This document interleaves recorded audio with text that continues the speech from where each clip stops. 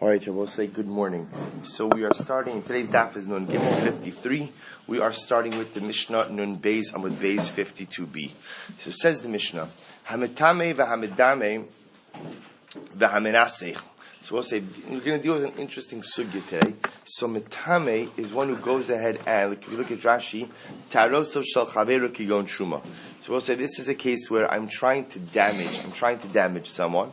And so what I do is I take their taros, I take their pure food, ritually pure food, like truma, and I go ahead and I defile it. I make it tameh. Whatever it is, I'm angry at my neighbor Cohen, so I take a sheretz, I take a dead mouse, and I drop it in his truma. Thereby rendering his truma tameh. They will say, medame, if you look at Rashi, is truma bechulin shel chavero, umafsido she'osro lezarim, v'tzarech l'mofro l'konim bezol.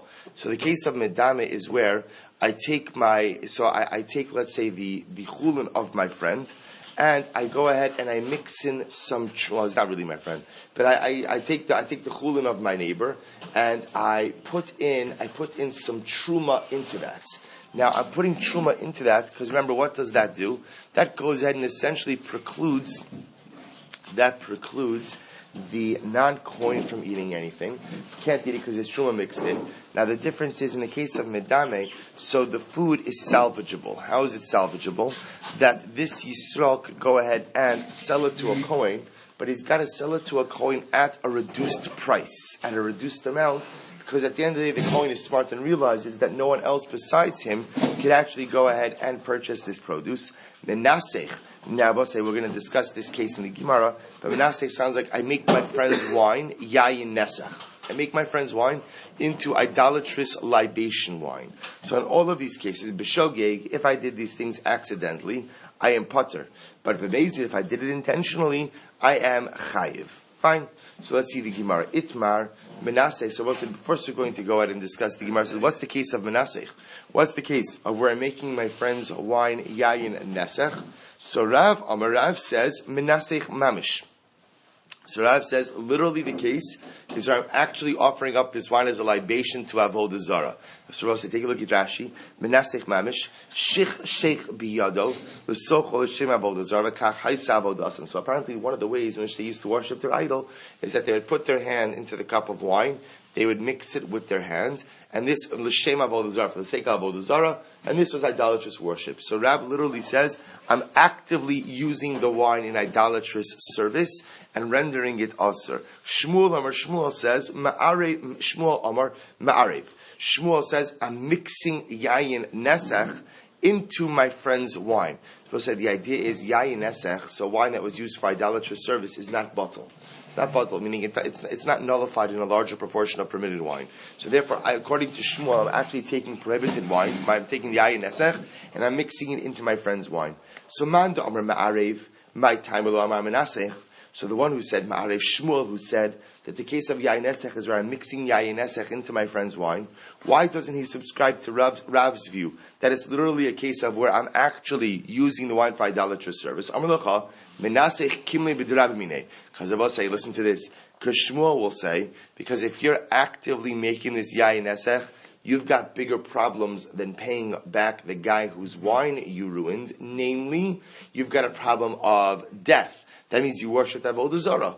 Killing b'drabmin also means that when you engage in an act that creates a dual liability, one for money and one for death, one for a death penalty, so the monetary obligation falls to the side in the face of the death penalty. So Shmuel says, if I'm actively making wine yayin nesech, then by definition I've worshipped Avodah Zarah, which means I'm chayiv misa. The idach, so what does Rav say? Kid Rabbi Yirmiyah. He holds like Rabbi Yirmiyah, because what does Rabbi Yirmiyah say? Rabbi Yirmiyah, mishas hagbahu dekanam, mischai b'nafsho, lo'ahavi ad shas nisa. Because what Rabbi Yirmiyah says like this, kimlin b'drab only applies in a situation of simultaneity, in a situation where I am incurring both liabilities at the same time. But in this case over here, Rabbi Yirmiyah says that lamaisa, I become liable for the theft when at the time when I lift up the wine. That's when I incur my financial liability. That's when I'm stealing the wine, so to speak. And then when I make it yayin nesach later on, when I worship avodah zarah, that's a separate act. Therefore, again, kibbutz b'damim only applies when there's simultaneity. But when the acts are happening separately, you could be chayiv for both. So the Gemara says, "Uleman da'amar minasech." So according to Rav, who says that I'm actively making the wine yayin nesach, my time lo amar ma'ariv. Why does he not subscribe to Shmuel's view that I'm mixing in yayin nesach with regular wine? Amar lacha, because he would tell you, top of Nun Gimel, hainu midame. That is the same thing as the case of midame. That is the same thing as the case, ultimately, of mixing in truma with chulin. The idach, and the other opinion will say knasahu. The truth is, these are cases of penalties. So we're going to see why these are knas cases. Umiknas al yafina. And Rabbi say, see, even though it may seem like the cases in the Mishnah are redundant, they're not redundant. Why? Because in cases of knas and cases of penalty, you cannot learn out one case from the other. In cases of penalty, ultimately each one must be learned out on its own. Ulaman diyalef knasa miknasa, and the one who says that you can learn out one penalty from another penalty, lama kol hani lamali. Why do I need all of these? Also, we're going to see that there's a very strong common denominator among all of these cases. In just, I'll tell you what it is. No, I'm not going to tell you what it is yet. We'll see in the Gemara. We're going to see there's a very strong common denominator amongst these cases. So what they're essentially asking is, why do I need all of them? So answer one to why I need all of them is because these are all penalty cases, knas cases. But also remember, just to distinguish, in halacha there are two different types of financial compensation. There is what we call mamon, and there's knas. So mamon is, I go ahead and I hit your car, there's $5,000 of damages, I have to pay you for those damages. That's mamon. That's financial compensation. There's also knas. Knas is a penalty payment. So we'll say, how do you tell the difference between a penalty payment and a mamon payment? Very simple. Mamon payment is restitution. Knas, the payment often doesn't have anything to do with what it is that I did. So the paradigmatic example of this is, if I steal your sheep, and I slaughter it, what do I have to pay you? I have to pay you 4 times the amount of the sheep. Now, what does that have to do with anything? I have to pay back the sheep. I have to pay you 4 times the sheep. The answer is what? The answer is it's knas. It's a penalty payment. So I'll say, so in these keys over here, we're going to see that when I go ahead and I make your truma tameh, or I make your wine into yayin nesach, or I go ahead and I mix in truma into your chulin, on a technical mammon level, there's room to say I shouldn't be liable, for reasons we'll see. But there is a rabbinic penalty in all of these cases. So, according to the opinion who says that rabbinic penalties, each penalty itself, in general, knas is a chiddush, right? Because knas is not an intellectual concept; it's a punitive concept. So the idea over here is towards punishing the individual above and beyond not in a restitutional level, but again, in a penalty level. So it makes sense to say you can't run out one case of knas from another case of knas. So according to that, they'll have to be listed in the Mishnah. But according to the opinion that says you can learn out one case of knas from another case of knas, why do you need all the cases in the Mishnah? I'll tell you. So if he would have told me, if the Mishnah would have just told me that in the case of where I make my friend's produce tameh, I have to go ahead and I have to pay him eat truma. If it was a case of where I'm making my friend's truma tameh, hava amina mishum de kamafsid legamre. So Rabbi say, if you are a kohen and you have truma tameya, so what can you do with it? The answer is nothing. The one thing you can do with it is you can use it for hasaka. You can use it for fuel for a fire. But you can't eat it. You can't do anything with it. So I understand if I make my friend's truma tameh, why I should be chayiv, because you can't. It's precluded from consumption altogether. Ve'imet tameh chulin mishum da'asar ligrom tuma l'chulin sheberetz Yisrael. And if it's talking about a case of where I'm being metameh his chulin food, not his truma food, I understand why I'd have to pay for this as well, because it is asar to intentionally defile things in Eretz Yisrael. Rashi says over here, da'asar ligrom tuma mipnei prushim sha'ochlin chulehen betara mishum da'avadi surah kansul. But in Eretz Yisrael there were prushim who used to eat even their chulin in a state of ritual purity. However, again, abba medame emalo. But also, I would have said that in a case where what? Where someone mixes in some truma with chulin food, I would have thought that in that case there's no obligation to pay any kind of penalty. Why not? So Rabbi say, because when you mix in truma with chulin food, what happens? Is that food edible? Is that food edible? It is. Just by Kohanim. Just by Kohanim. So meaning the food is still edible, and if I'm a Yisrael, I'm going to end up selling it still at a discount. But the food, meaning as opposed to the case of where I'm a Tami Truma, or the case where I'm a Tami Chulin, where the food itself, again, is just simply, in the case of Truma, it's not edible. In the case of Chulin Eretz Yisrael, I'm actively causing something to be Tameh. In this case, the food is still salvageable, so I would have thought I wouldn't have to pay. Therefore, the Mishnah has to include that case. Therefore, again, if the Mishnah would have just told me the case of Mindameh, mixing in truma with chulin food, because some stuff like that happens. Meaning people try to get back at one another, sometimes with a little knack like that, by mixing in a little bit of truma into their chulin. Aval metame delo shchiach, but it was the case of actively defiling truma, which is not a shchiach, not a common case. Emolo. I would have thought that the rabbis did not legislate payment in that situation, because that's based on the idea that in general the rabbis only legislate from what we call the milsa de shchicha in a common normative case. And if it would have just told me the case of where I defile the produce, like in a case of where I'm defiling truma, and a case of where I mix in truma to chulin food, because it was in both of those cases there is no more severe punishment that I face. But it was in the case of where I make my friends wine, yayin, nesach, where in that case, again, I face a potential capital punishment. I would have thought that in that case there is no obligation for restitution, for repayment. Therefore, kamash malon kid Rabbi Yirmiyah. Therefore, the Mishnah teaches me that even in the case of menasech, I do have to pay for the damage I did to the wine, in accordance with the opinion of Rabbi Yirmiyah, because Rabbi Yirmiyah says, killing with Rabbi is only a problem when there's simultaneity. But in this case, there's no simultaneity, since essentially I become chayiv to pay for the wine at the moment I lift it up. And yet, again, the obligation for Avodah Zarah doesn't come until I do the actual nisuch, the actual service. Ulaha ditani avua de Rabbi Abin, and according to that which the father of Rabbi Abin taught earlier, Barishona hayu omrim. In the beginning we used to say the following, Hametame v'hamenasech. So I'll say, interestingly enough, we have another brisa, and this brisa says, in the beginning they used to say that one who makes his friend's produce tameh, and one who makes, and again remember, just to keep it easy, that's a case where one is making, let's say, the truma of his friend tameh. Good morning, Mr. Schoenfeld. Making his friend's truma tameh, or a menasech, one who goes ahead and makes his friend's wine yayin esech. The Chazru Lomar, they're both chayiv. Chazru Lomar af hamid dameh. Then it will say, so in a subsequent ruling they said, and also someone who mixes truma into his friend's chulin, ultimately again is going to go ahead and become. Are we short gemaras? Is that we short gemaras? Okay. So the Gemara says the following. The Gemara says, Chazru lomar af hamedame, so kol hani lamali. So we'll say, so again, this brisa is even more interesting, because in this brisa, what we have over here is, the rabbis apparently formulated the halacha in two stages.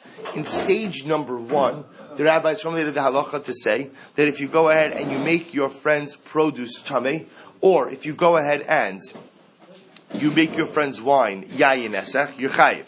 You're chayiv to pay for the damages. They then came back and said that if you mix in truma to your friend's chulin, you are chayiv as well. So Rabbi say again, so now, why did they structure it in this particular way? So now what you see over here is that halacha l'maisa, again, you have two different rulings. So why is that? Why do they structure it that way? To which the Gemara says, I'll tell you.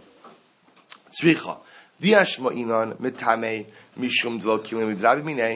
if it would have just taught me the case of where I defile my friend's produce, I go ahead and when I say defile, meaning I'm taking my friend's truma and I'm making it tameh, I would have said I'm chayiv to pay in that case. Why?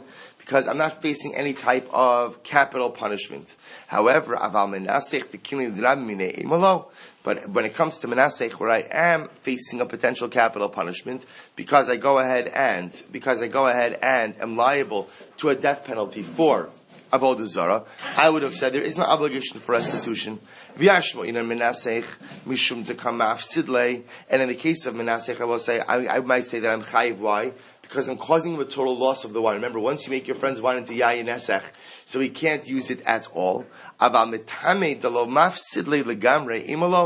will say when I go ahead and I'm metame his food, Amitame is truma. So there's not a total loss, because as we said before, I could use it for hasaka, I could use it for burning a fire. So therefore there's still some potential use, and therefore perhaps I'm not chayiv for restitution. V'yashmo inan hani tarti. And if I would have taught these first two, mishum dehefsid meruba, because ultimately it represents a significant loss, mitame and menasech represent a huge loss. But medame,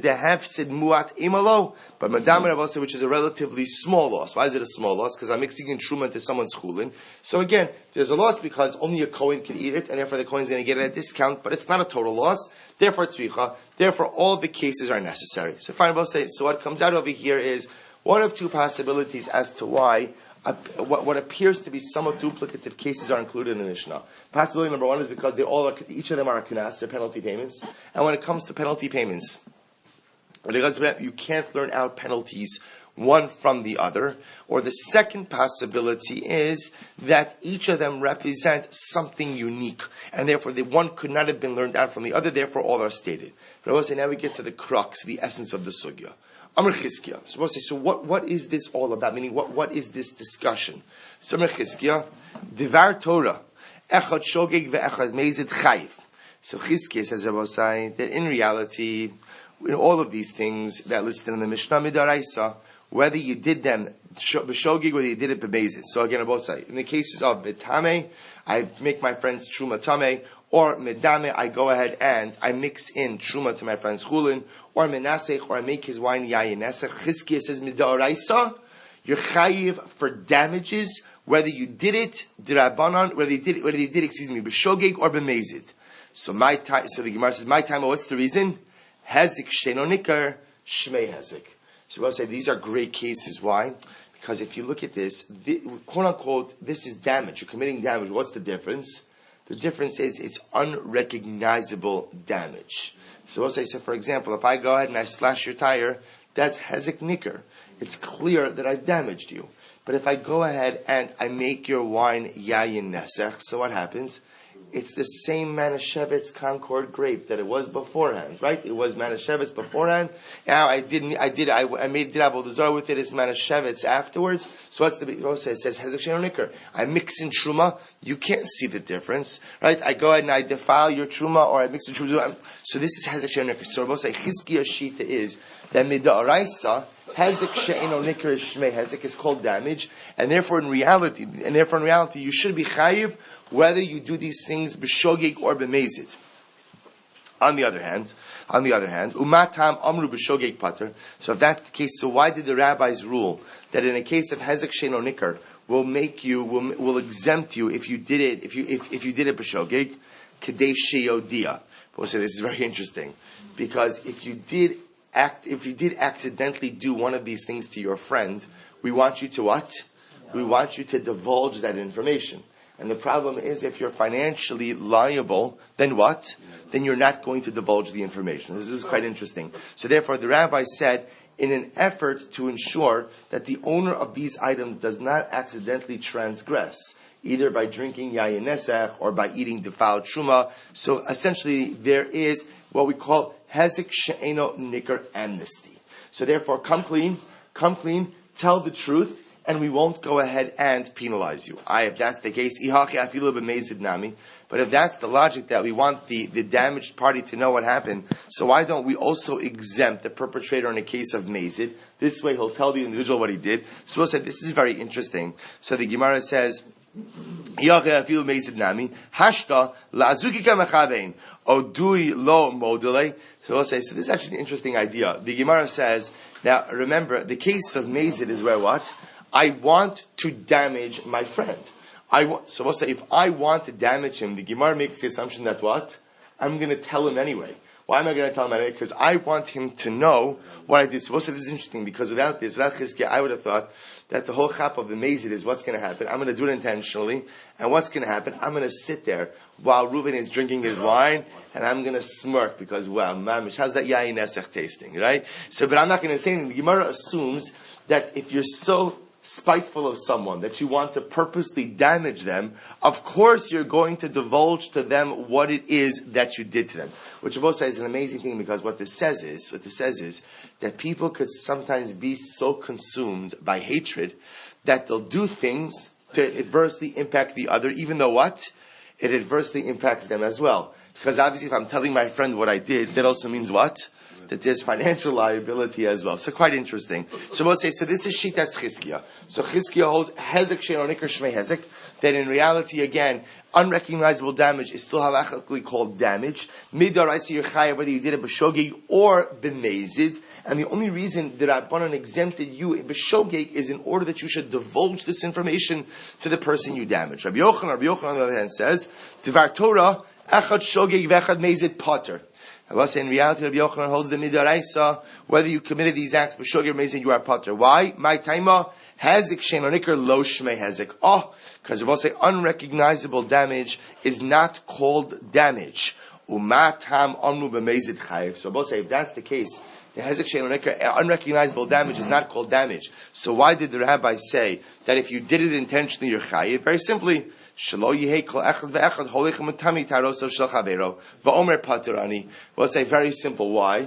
In order that not every single person walk around being metame, the taros of his friend, and claiming that he's exempt.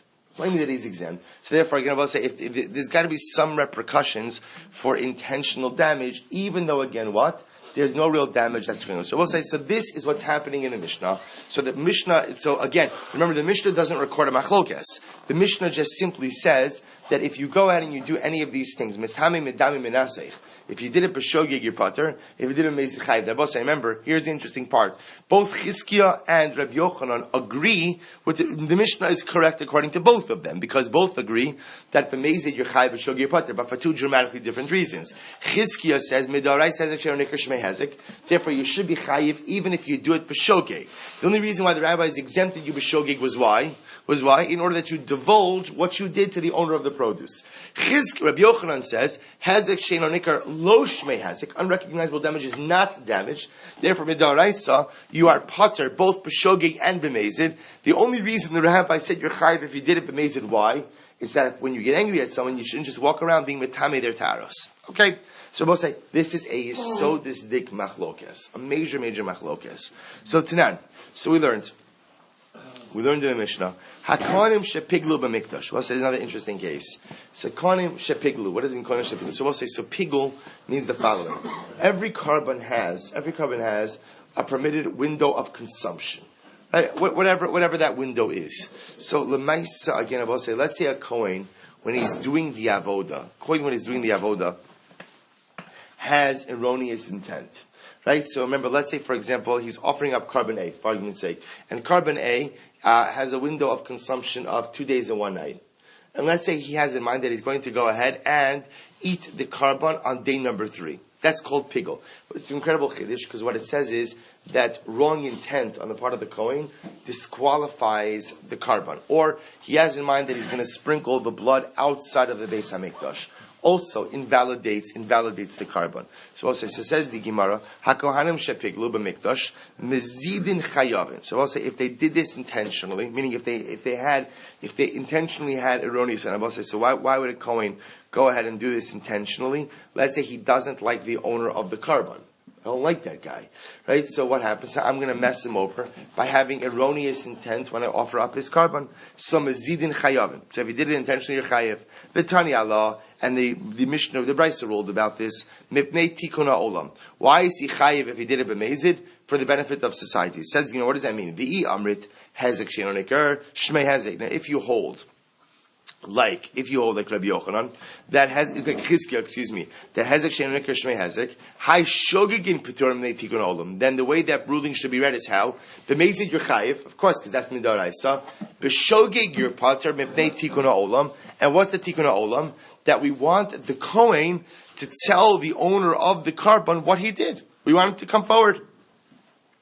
So the Gemara says, "Mibayle." So the Gemara says, "You're right. This is what it means to say mezidin chayavin hashogigin p'turim neitikun olam." You're right. What the way that Mishnah should have read is that the kohen who makes the carbon pigul, if he did so intentionally, he's chayiv. If he did so unintentionally, he's pater. Why? For the benefit of society, in order that what? In order that he should come and divulge what he did to the owner of the karban.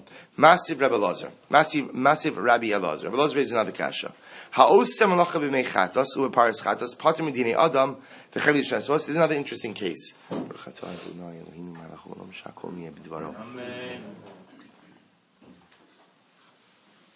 This is another interesting case. Where what? Where one goes ahead and does malacha with the waters of, this is by para aduma. Right? So remember again, by para aduma, the halacha is you cannot go ahead and do any work with the cow itself, with the para aduma, nor can you do any work with the water. Right? Both the water as well as the cow must be unworked, and if they're worked in any way, we'll see even in slight nominal ways, the halacha is that they are disqualified. So listen to this. If one goes and does some work with the chatas waters, right? The chatas waters again is the water which the ashes are mixed in, or paras chatas, or with the para duma itself. So the halacha is patr medini other than chay medini shmai. So we'll say in this case the Braisa rules that you are exempt. You can't be held liable in a human court, but you are chayiv b'dinei shamayim. But you are ultimately chayiv klapi shmaya, right? You're chayiv the Isaac Baruch. So Rashi says over here, patr medine adam l'shalim the chayiv b'dinei shamayim. Poronos l'shalim l'shem sheniskaven lahav sedes Yisrael. Okay, so we'll say. So first, I'll take a look at Rashi for just a moment. Rashi says mechatos the para aduma v'chein para asman nusamim lach. Which is an important idea. Both the waters as well as the para aduma itself become disqualified through work. Dichsiv asher lo Allah aleha'ol. Because remember, by the paradum itself, you can only use a cow in which no yoke was put upon it, which tells us not only a yoke, but any type of labor. And furthermore, again, mechatos ksiv lemishmeres lemeini da. The pasuk says lemishmeres, it shall be kept, it shall be guarded. From there, the Gemara learns that it can't be worked. So we'll say, if you did do work with the para aduma or with the water, so the halacha is you chayiv b'dinei shamayim, but pater b'dinei adam. Says the Gemara, v'i amrit hazek she'no neker shmei hazek b'dinei adam nami lechayiv. To which the Gemara says, but again, if you hold, that's what hazek she'no neker shmei hazek, that unrecognizable damage is what, that you are liable for that. Then when you go ahead and you work the para aduma or you use the waters in some way, then what you shouldn't just be chayiv b'dinei shamayim, but what? You should be chayiv b'dinei adam as well. Hu mosiv la v'hu mefarik la. He asked the question, he answered the question. What's the case? Para shechnisa l'ravka al menas shetinok v'tidosh. Because they will say, what's the case of where you're working the para? You brought the cow into the barn to go ahead and nurse from its mother, and also to thresh on the grain. Now let's say, so what does that mean? Take a look at Rashi. B'tidosh, b'tvua, imashar. The tashlumin leka, amma asayadav, the amr letova hechnastiha, shatinok, upsula lohavi, elamachmas machshavto sheniskaz. What's the case over here? The case over here is where the guy went ahead and brought the cow, the paraduma, into the barn to nurse from its mother, and figured, while it's nursing and it's walking around, it'll also trample on the grain, thereby threshing the grain. So we'll say, so when you ask the guy, how did you do this? The guy will say, I didn't do anything wrong. I just brought in the cow for the sake of nursing its mother. His machshava was that it should also go ahead and what? And thresh the grain. But at the end of the day, the action itself that he did is technically a permitted action. It's only his machshava that's problematic. So therefore, in this case over here, you're chayiv b'dinei adam, you're chayiv b'dinei shamayim, but you're pater b'dinei adam. And what about with the waters? Meet mechatas sheshakal bahen mashkolos. So we'll say, what's the case of the waters? The case of the waters, we'll say, is where I'm using them as a counterweight, right? Is that what's called, when you have like a scale, a two-sided scale, so I want to measure something, I'm using the waters, is that what's called the counterweight? Right? I'm using it as the counterweight. B'ha'amarava, me chatas, on the days, me chatas, sheshakal bahen mashkolos. Kshera, but we learned that if you use mechatas, if you use paraduma waters as a counterweight, the para aduma waters are still kosher. We'll say that that's not called doing work with the water. That's not called doing work with the water. So lo kasha ha begufan ha bichenegdan. Oh, the Gemara says you're right. If you use the water as what we call bichenegdan as a counterweight, then what? Then einachinami, the waters are okay.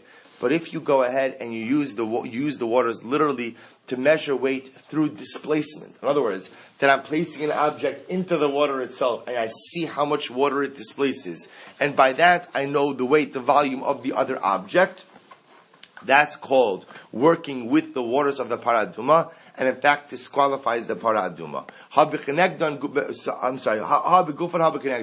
Begufan, so the Gemara says, but when you go ahead and using the actual waters, I'm using the waters to go ahead and measure something out through displacement, I'm actively working with the waters. V'i hezek sheno nikar shmei hezek b'dinei adam nami l'chayv. And I'm also going back to square one. If lemaisa again hezek sheno nikar, you're really chayiv for that. Like Chizkiah said, then I should be chayiv. So when I use the waters and I use it to measure the weight of something out through displacement, that's an active usage, direct usage of the waters, and it's true. It's not recognizable damages. It'll still be called hezek she'eno nikar. Why? Why? Because you can't see anything different in the waters. But if you hold hezek she'eno nikar, shmei hezek, unrecognizable damage is still called damage, then l'maisa again should be chayiv. Ella idi ve'idi b'kenegdan. Rabbi, you're right. Both cases that we're referring to is where you're using the waters not through displacement, but rather again as a countermeasure. So what's the problem? Below kashya, ha de asich daite, ha de lo asich daite. One is where you removed your intent, or you had a lapse in concentration, and one is where you did not have a lapse in concentration. Now, what does that mean? Take a look at Rashi. Masnisa de asich daite, mishmirasan ayedeh hamishkal, sheshakal bahen, v'nifselu behesech hadas, delemishmeres lemenidoksiv, shetzrichos shimor tamid. So we'll say, what's the case over here? One of the cases where you're using it as a countermeasure, you had a lapse in awareness that this was Para Aduma waters. And I will say the halacha is that Para Aduma waters need what we call a mishmeres, need a constant, vigilant oversight. Now that doesn't mean you have to be looking at them like this the entire time, but what it means is that lemaisa, you can't have any lapse of awareness regarding them. So in one case where you were using it as a countermeasure, you had a lapse of awareness. In that case again, so the waters ultimately are disqualified from use of Para Aduma. And the other case again, used it as a countermeasure, and you did not have a lapse of awareness. And therefore Rashi says over here, Umiyu b'dinei adam lo mechayiv digrama ba'almohu v'hadrav lo asachadaytis. So we'll say therefore again, this is a case of where I can't be chayiv b'dinei adam. Why? Because at the end of the day, I haven't actively damaged anything. There's a lapse of awareness that's caused the problem. So in a case like that, where there's lapse of awareness, it's true, the waters can no longer be used, but l'maisa, again, that's not called hezek, and therefore I'm pater b'dinei adam, but chayiv b'dinei shmai. So we'll say, so remember, where we're holding right now is, we're still holding in this fundamental machlokes between Chizkiah and Rabbi Yochanan, and the Gemara is going to bring a series of different cases to try to figure out who is correct. And that machlokes is a yesodistic machlokes, fundamental machlokes about hezek she'eno nikar, unrecognizable damage. So remember again, we've got Chizkiah saying that hezek she'eno nikar shmei hezek is called damage, and therefore again midaraisa you should be chayiv both shogig and mezid. The only reason the rabbis exempted you b'shogig was why? So that you should tell the damaged party what it is that you did. On the other hand, Rabbi Yochanan, hezek she'eno nikar lo shmei hezek, unrecognizable damage is not called damage, and then from midaraisa you're pater even b'mezid. Why did the rabbis make you chayiv b'mezid? Because we don't want every single person essentially causing unrecognizable damage to every single guy who he gets into a fight with. Master Rav Papa. So Rav Papa is another kasha. This is another interesting case. Gozel matbeya v'nifsa. Well, so this is fascinating. Let's say I steal money from someone, I steal a coin from someone, and then that particular coin is taken out of circulation. This happened in ancient times all of the time. A king would come to a power, and what happens? He would mint his own money. He'd mint his own money. So what happens? So that king is killed, assassinated, dies, whatever happens. New king comes out. What does he do? He mints his own money. So you got the following case. I steal money from Ruvain. And I steal his King A money. Then what happens? I'm a chozer b'tshuva, right? I want to turn my life around, so I want to give him back the money. Here's the only problem. The only problem is that King B is now the king, and that money from King A, I remember I have the exact coin I stole, that money technically is worthless. It's worthless. It's true in ancient times. So money was made out of precious metals. So money was never inherently worthless. But the idea is, this coin that I stole is not the same coin now. So what's the halacha? Gozel matbeh v'nif. So, or truma v'nifmes, or I go ahead and I take someone's truma and I defile it. Or chametz v'avar lalav pesach. Rabbi said, listen to this. Listen to this. I steal someone's bottle of, I don't know, 172-year-old Glenlivet. Right? Mamish. So what happens? And now, only one problem. So again, I'm a choser b'tshuva. I want to make things better. Only one problem. I happen to have held it over a Pesach. I will say, here's the problem. Now, again, getting into whether or not scotch is a problem of chametz. What? I was going to say, well, it's not the best. It's not the best example. But again, just for illustration purposes, then what happens? I'm choser b'tshuva, and I want to go ahead and give him back his scotch. What's the problem? We'll say it's chametz sha'avar lava Pesach. The halacha is that chametz owned by a Jew over Pesach, there's a rabbinic penalty. No one is permitted to get use from it. So remember, what's the common denominator in all of these cases? In all of these cases, again, is I want to return the exact object I either stole or defiled. So I want to take, it's the same coin I stole. The problem is, it doesn't have the same value as currency. I want to give back the same produce I stole. The problem is, it's tameh. I want to give back the same bottle of scotch. The problem is, it's chametz shalav pesach. In all of these cases, Omer lo harish shachal lefanecha. So about saying all of these cases, the Gemara says, I am permitted to return the object and say to the individual, here is the object I am giving you. In other words, both say that the halach is v'heishav v'sagzela. I am permitted to return the exact object I stole, and I say to the guy, we're good, we're settled up. So the Gemara says, "Vi amrit hezek shenikar shmei hezek."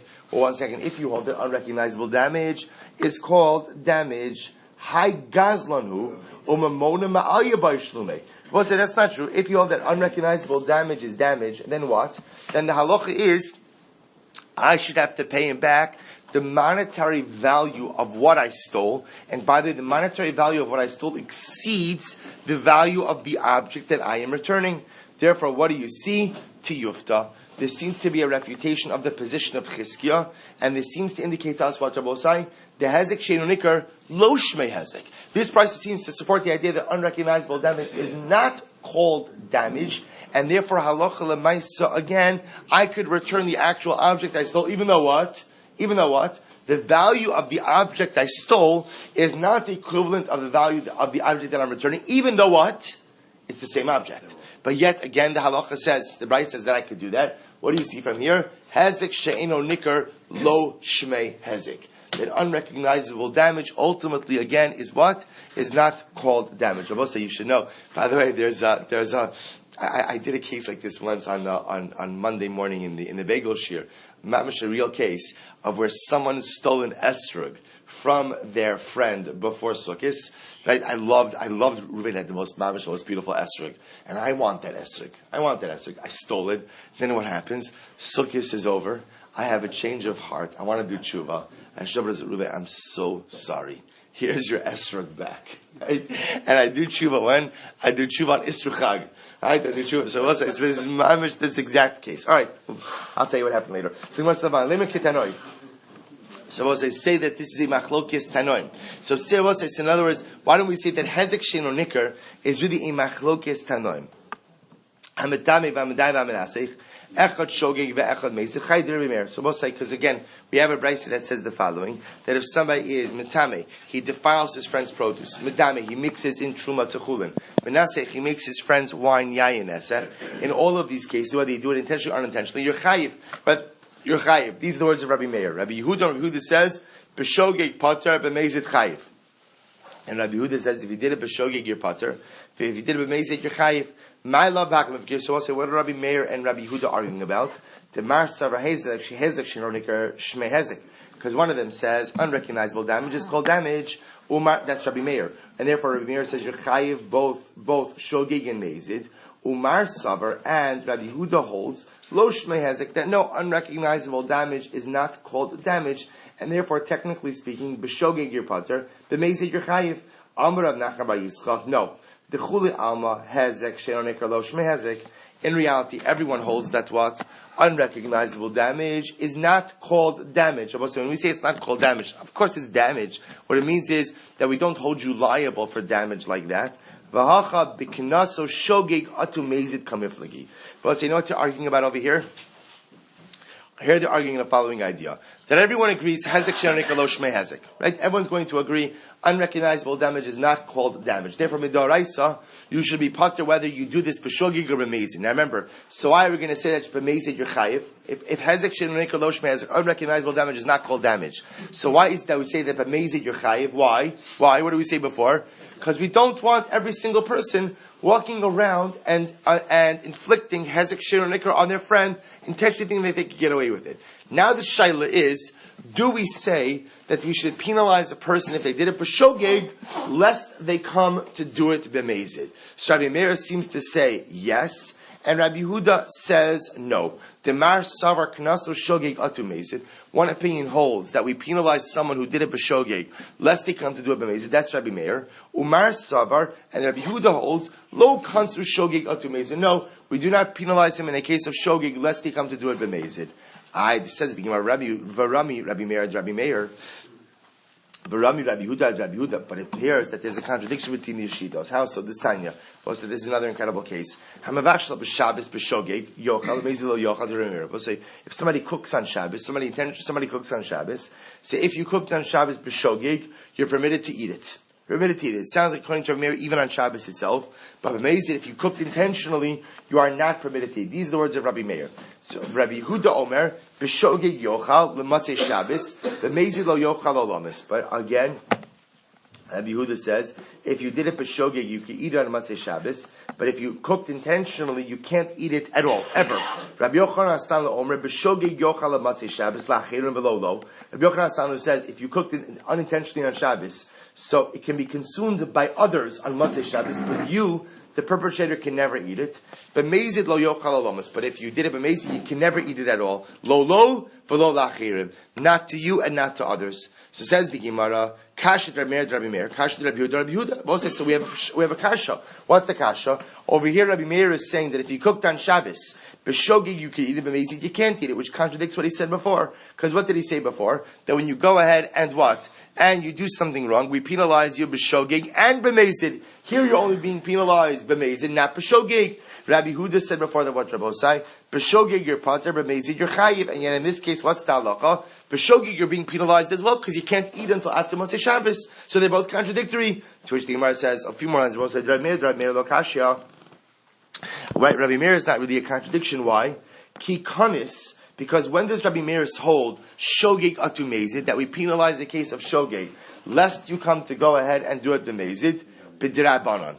But it is interesting, that's only with a dirabanan, because Rabbi Meir seems to say that people treat rabbinic law more lightly, and therefore more leniently, and therefore we penalize you in a case of shogeg, lest you come to do it b'mezid. But b'daraisa lo kanis, but Rabbi said midaraisa, again, daraisa doesn't require any kind of chizuk. People treat daraisa seriously, therefore we don't penalize shogeg atu mezid. But 1 second, that's not true. The case of where you make your friends wine, yayin esech, that is a case of daraisa. And yet, according to Rabbi Meir, we still say that shogeg is aser. Mishum chumra da'avodas kochavim kanis. Well, so that's different. Menasech is avodah zara. Avodah zara is in a parsha of its own. Avodah zara is much more chumra in general, and therefore we'll say that even shogeg you'll be chayiv. Right, Rabbi Yehuda, Rabbi Yehuda, lo kasha. We'll say, what about the Shitas Rabbi Yehuda? They're also not contradictory. How so? Ki lo kanis b'dirabanan. Rabbi says, this is Rabbi Yehuda. When do we not penalize you in a case of shogeg, lest you come to do it b'mezid? That's in a dirabanan. B'daraisa kanis. But in a case of daraisa, we will penalize you in a case of shogeg, lest you come to do it b'mezid. V'hamenasech daraisa v'lo kanis. But the case of yayin esech is a case of us say where what? Where it's daraisa, and yet, according to Rabbi Meir, we're not penalizing you. Mishum chumra da'avodas kochavim mivdal bedili minei. Ultimately, again, because the Rebbe says just the opposite logic. Because of Avodah Zarah, people are very careful with it, and therefore what? And therefore the Maisa again will not come to transgress. We're not worried in the case of shogeg, lest you come to base. So I'll say we'll stop over here for today. But again, remember, we're ending off again, still with the fundamental machlokes in hezek shein nikr. Is it shmei hezek? Is it not shmei hezek? And now what we're seeming to say, where we're at right now is, we are suggesting that everyone holds that hezek shein nikr is lo shmei hezek. Unrecognizable damage is not called damage. And now we're in the midst of a machlokes in Rabbi Meir and Rabbi Yehuda. And that machlokes seems to be that do we say kansinan shogeg atu mezid? Do we penalize the perpetrator in the case of shogeg, lest he come to do it b'mezid? Rabbi Meir seems to say no, we don't penalize someone b'shogeg lest he come to do it b'mezid. Rabbi Yehuda seems to say yes. We're going to continue to challenge that assertion of Mir Hashem tomorrow.